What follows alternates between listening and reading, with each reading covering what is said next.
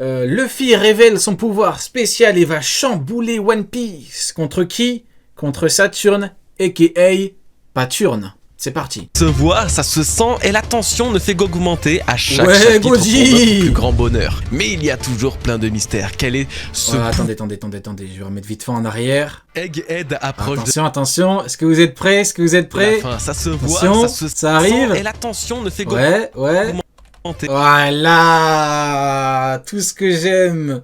Incroyable. Quand il y aura ça en animé, je ferai une petite, un petit live spécial Iron Park. Cette fois, je le ferai parce que c'est vrai que des fois, j'annonce des soirées. Malheureusement, je ne les fais pas. Donc, je l'annonce. Quand il y aura les épisodes avec Iron Park, il y aura un live spécial sur Iron Park qui s'intitulera certainement Iron Park : la chute du zéro de la marine. Voilà, la chute du légendaire rival de Don Shinjao, un truc comme ça. Je verrai ce que je ferai en fonction du moment. Je suis méchant. À chaque chapitre pour notre plus grand bonheur. Mais il y a toujours plein de mystères. Quel est ce pouvoir possédé par les boucaniers d'après Vegapunk?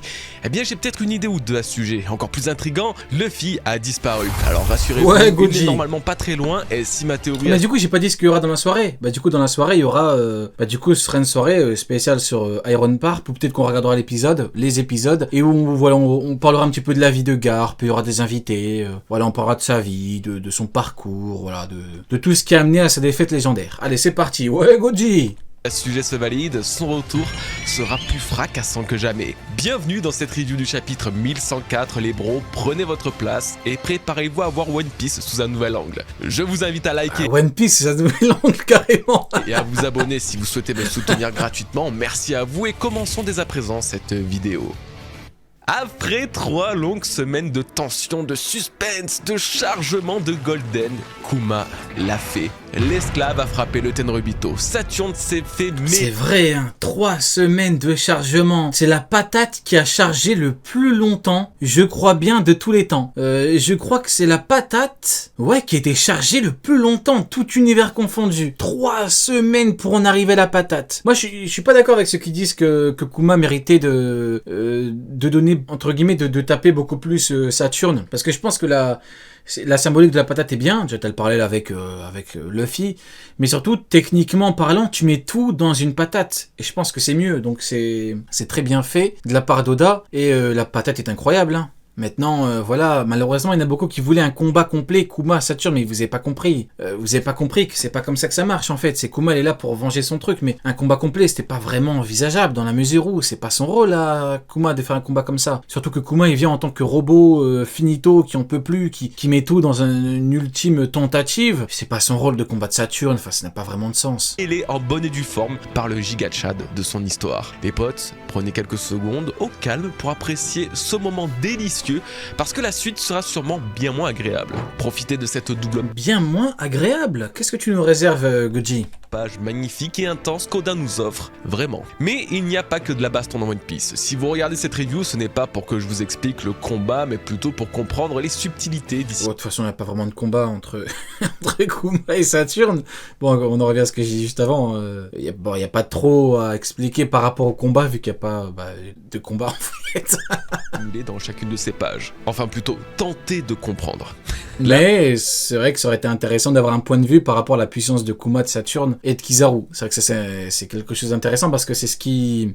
En fait, toute la fin de Egghead dépend de leur niveau. C'est ça. Tout à l'heure, on parlait de rapport de force tout à l'heure, mais la fin de One Piece, pas au sens large, mais la fin de l'arc notamment, dépend de la puissance des uns et des autres. Ça, c'est une certitude. Donc, arrêtons cette hypocrisie. Petite analyse à faire va se concentrer sur Kuma, certes, mais plus particulièrement sur son module d'autodestruction. Rappelez-vous, il y a seulement 2 chapitres au 1000... Tu penses que Mid aurait fait quoi devant Saturne? Il l'aurait reporté. Il l'aurait reporté comme il l'aurait reporté contre Vista. Nous avons appris que Kuma possédait en lui, comme tout bon cyborg qui se respecte, un module d'autodestruction faisant que si nos chers bouffons de Marie-Joise le décidaient, en un clic, pourraient nos chers bouffons mettre fin au roi tyrannique. Et Goji, il est en mode je dénonce.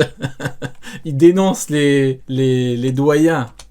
Ils se sont pas fait prier pour l'utiliser. Tout juste après avoir été sauvé par les révolutionnaires, j'ai activé son mécanisme d'autodestruction. L'autodestruction a été enclenchée et en vain. Sans surprise, je vous avais déjà averti de ça. été enclenché et en vain, censure. Je suis mort. Je vous avais déjà averti de ça par le passé, mais Vegapunk n'a pas suivi à la lettre les instructions données par Saturne. Il est en mode malveillant. Il veut chier sur Paturne. Bon, je le comprends. Paturne, voilà, c'est un être extrêmement mauvais. Hein. Bon, j'espère qu'il aura la même énergie pour chier sur Kizaru, mais on verra. Mais en tout cas, oui, je comprends Paturne, il a abusé. Hein. Il a donc désactivé l'autodestruction pour le remplacer par un shockdown total de Kuma qui ne serait plus censé pouvoir bouger. Bien joué, ça a marché. Non, pas du tout. Du coup, qu'est-ce qu'on peut d'ores et déjà faire et tirer de ces déclarations? C'est qu'heureusement pour les révolutionnaires, Vegapunk a été assez futé pour ne pas activer l'option d'autodestruction de Kuma, car si ça avait été le cas, il aurait sans l'ombre d'un doute fait un véritable carnage au sein de l'armée de Dragon.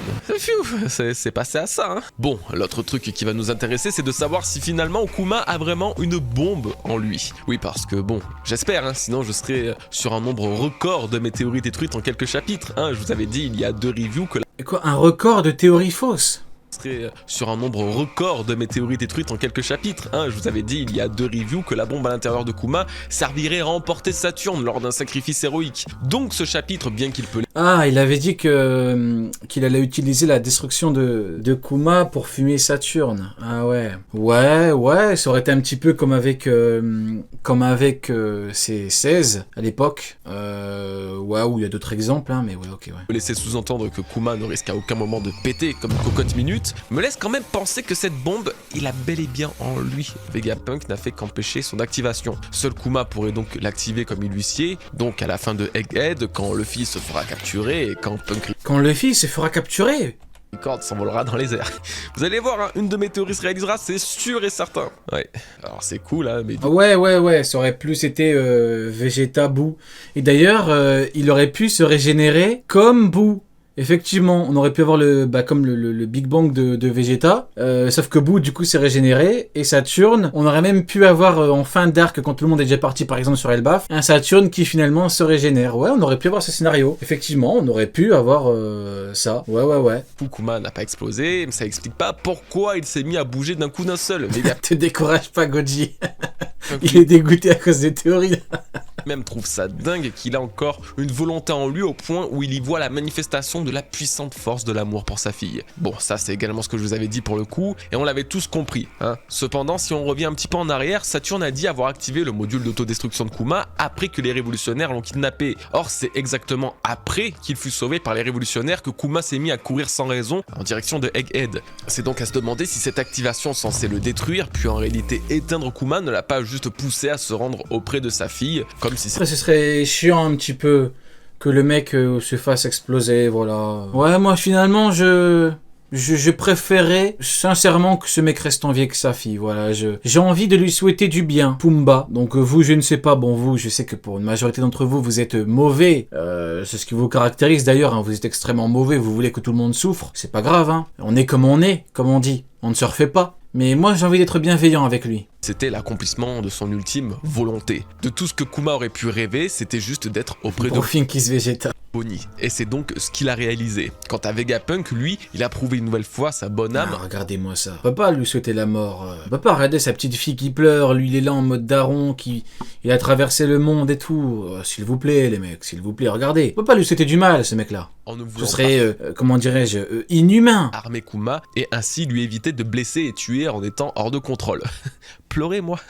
Ça fait longtemps qu'on me l'avait pas fait celle-là. Alors, si un mystère persiste quand même vraiment autour de Kuma, Vegapunk lui a peut-être une idée d'où pourrait lui venir la résilience exceptionnelle dont a fait preuve son ami Cyborg. Il semble qu'une rumeur concernant le pouvoir spécial des boucaniers sous-entend qu'il ne réside pas dans le corps de ces derniers. Oui, chacune des races de One Piece a une caractéristique spéciale et unique, comme les Minks et leur pouvoir d'électro, les hommes poissons et le rapport exceptionnel qu'ils ont avec l'eau, ou les Lunariens avec le feu. Ou encore même les 3 yeux comme Pudding pouvant décrypter les poneglyphes.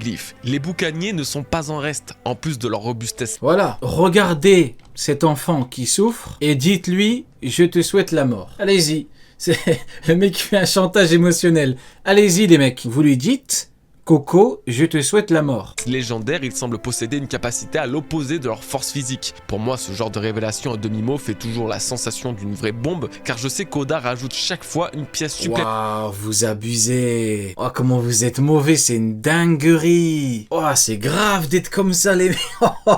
Ah ouais. Au grand puzzle de 200 000 pièces de ce qu'est réellement l'histoire de One Piece. Donc, de quoi s'agit-il? Quel secret cache notre petit béboucanier Kuma? Eh bien, après, justement, Agenda Pix, Dragon, Agenda Dragon, Kuma qui meurt, Dragon qui vient en mode énervé, qui détruit tout. Alors là, je lève les mains.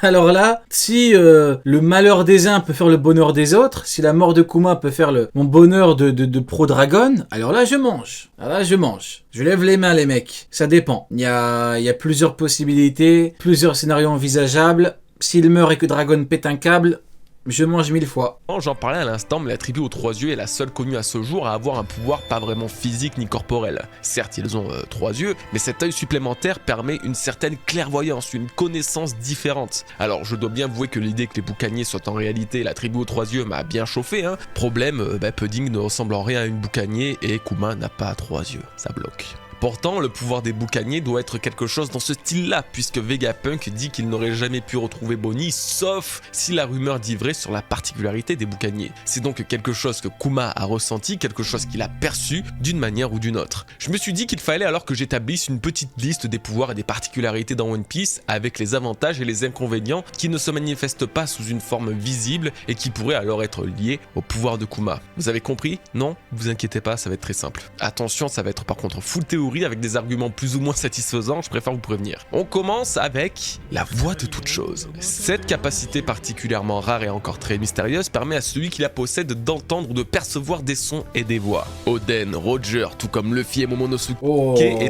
l'image elle est folle. Hein. Oh là là là là, la rencontre des patrons, la réunion des boss. Regardez-moi ça. Bon déjà, Momo Oden, magnifique, hein, père-fils, incroyable. Roger Luffy, bon on retire, non physiquement il est incroyable, donc on va garder l'image, regardez-moi ça, c'est pas formidable, voilà, on me demande pourquoi est-ce que j'aime One Piece, pour ça, bon aussi pour des trucs comme Shiryu qui plante Garp et Garp qui se retrouve par terre le froc plein, certes, mais également pour ça, j'ai pas besoin de parler plus que ça, tout est là, comprenez la force de cette image. Étaient les seuls à entendre la grande voix de Zou, par exemple. Et excepté Momonosuke, ils étaient tous les trois capables d'entendre la voix des rois des mers, chose que même Neptune ne peut faire. C'est un pouvoir réservé à Poséidon. Alors on ne sait pas vraiment comment ni pourquoi seuls ces personnages précisément étaient capables d'entendre ces voix. Ma petite théorie personnelle est que c'est une capacité propre aux dix. Pourquoi? Eh bien car avant l'apparition d'Oden et Momonosuke, les seules personnes ayant utilisé la voix de toute chose étaient Roger et Luffy, des dix. Ensuite, quand les Kozuki sont arrivés et que le père et le fils ont pu faire la... La voix de toute chose, c'est typiquement un truc qu'Oda a instauré il y a plus ou moins longtemps et qui pour l'instant est plus ou moins osef et qui aura toute son importance à la fin. Il fait ça plusieurs fois. Mais bon, ouais, pour l'instant, moi je trouve pas ça... je trouve pas que c'est pas un pouvoir qui me passionne. Le seul truc qui m'intéresse, c'est qu'il n'y a pas beaucoup de persos qui l'ont. Et c'est des boss qui l'ont, mais sinon, c'est pas un truc qui me fait dire « Oh, la voix de toute chose, c'est bien ». Bon, la voix de toute chose, c'est bien, mais bon, pas plus que ça. La même chose, je me suis dit qu'ils étaient aussi possiblement des dits, puisque l'histoire des Kozuki et des citoyens de Wano est intimement reliée au siècle oublié, et possiblement à l'ancien royaume d'où viendraient les dits. Bah ouais, faut bien que de nouveaux dits apparaissent avec le temps. Qui d'autre que les Kozuki porterait à merveille cette lettre? Donc si on en revient à Kuma, était-ce le pouvoir des boucaniers mentionné par Vegapunk? L'avantage serait que ça colle bien avec l'idée de la... Donc le pouvoir des boucaniers, ce serait la voix de toute chose?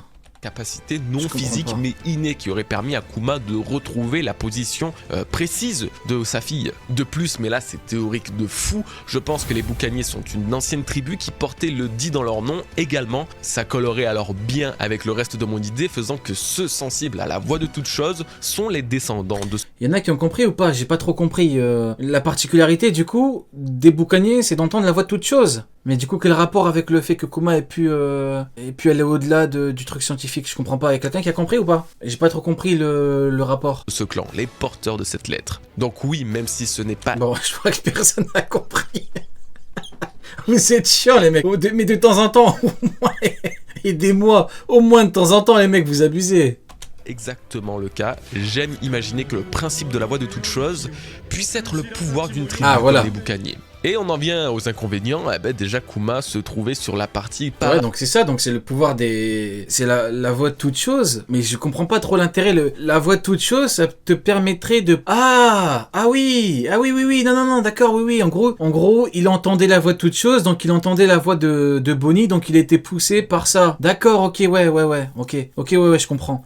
Donc en gros, pendant qu'il était un robot, il entendait le truc, mais ça explique pas le fait que physiquement il ait pu, parce que entendre la voix, c'est une chose, mais physiquement, comment tu vas au-delà du truc alors qu'ils sont... Bon, peu importe, allez, c'est bon. Paradis de Grand Line, quand Bonnie était dans le C'est un AirTag. Il a dit c'est un AirTag. nouveau monde à plusieurs dizaines d'heures de vol de lui. Je pense que j'ai capté où est-ce qu'il voulait en venir. Alors, est-ce que cette capacité serait si avancée et si différente au point de lui permettre d'entendre une voix quelque part dans le monde? C'est chaud, les gars. Hein, après, c'est le seul inconvénient véritable, mais je le trouve assez conséquent pour ébranler cette théorie. On passe à l'autre idée, voir le futur. Ah voilà, ok, donc c'était ça. Ok, ouais, peut-être qu'il entendait la voix de Bonnie, hein. Bon, après, la voix de toute chose, c'est pas censé te servir à entendre la voix de quelque chose qui n'est pas censé avoir de voix, vous voyez? Genre, du coup, les pierres, pour les poneglyphes, par exemple, ou Zunesha, etc., les animaux... Genre, c'est pas censé... Je sais pas si Oda nous a déjà dit qu'avec la voix de toute chose, tu pouvais entendre très loin. Pour moi, il y a toujours un véritable mystère qui persiste dans One Piece. Comment certaines personnes peuvent voir le futur? D'où vient ce pouvoir? Alors attention, moi je vous parle pas du haki d'observation avancé façon Katakuri ou Luffy, mais bien la vision d'un futur lointain, un peu à l'image de Shirley qui est une voyante, finalement. En gros, dans l'histoire de One Piece, des prophéties assez précises ont été dites, notamment lorsque Roger a découvert la vérité sur le One Piece, une prophétie semblant avoir été faite disant que dans 800 ans, Joy Boy reviendrait pour chambouler le monde. Dans le même style, il y a la prophétie du guide qui va aider Poséidon aussi, hein. Bref, vous captez le délire, quelqu'un ou quelque chose, il y a 800 ans, avait la vision, pouvait pré-shot certains événements. La vision, comme le clairvoyant, Mihawk le boucanier. Les boucaniers. Alors, l'avantage serait l'apport d'une explication sur comment Kuma a pu voir Bonnie et son terrible futur prêt à être tué par Saturne, et pourquoi il est parti la sauver alors qu'à ce moment-là, il n'était pas encore dans un danger absolu. Mais l'inconvénient, c'est qu'il n'a jamais daigné montrer cette capacité avant. Je veux dire, Kuma, on a eu quand même pas mal de visions de sa vie durant ces derniers chapitres, et à aucun moment il a eu un moment de clairvoyance assez poussé pour voir le futur. Bien au contraire, il n'a pas pu éviter à Ginny par exemple tous ses malheurs. C'est pourquoi l'idée de voir le futur est intéressante, mais n'est pas entièrement cohérente, en tout cas pas pour l'instant. Et si finalement c'était simplement la volonté? Alors oui, on est d'accord, la volonté n'est pas un pouvoir à proprement parler. C'est quoi? C'est un état d'esprit, une vertu. En tout cas, beaucoup de personnages dans One Piece sont porteurs d'une grande volonté, sans pour autant être des boucaniers. On parle de Ginny, Rio. Heureusement. Eh bien, si je parle de Ginny, je vais parler de Ginny. Ginny est morte comme une merde. Elle est morte comme une merde, et si elle avait assez de puissance pour se défendre, elle n'aurait pas fini comme elle a fini. Ça, c'est une réalité qu'il faut savoir accepter. D'accord, pour dire que ça ne peut pas coller car trop simple, il y a une scène sur Wano Kuni où Luffy a eu un comportement très étrange, qu'on peut totalement lier à un excès de volonté assez exceptionnel et jamais vu ailleurs. Quand Kaido l'a vaincu la première fois sur Bakura, l'empereur au sang bête disait ignorer... Voilà, vous voyez, franchement, s'il y a bien un truc que je peux donner à Kizaru,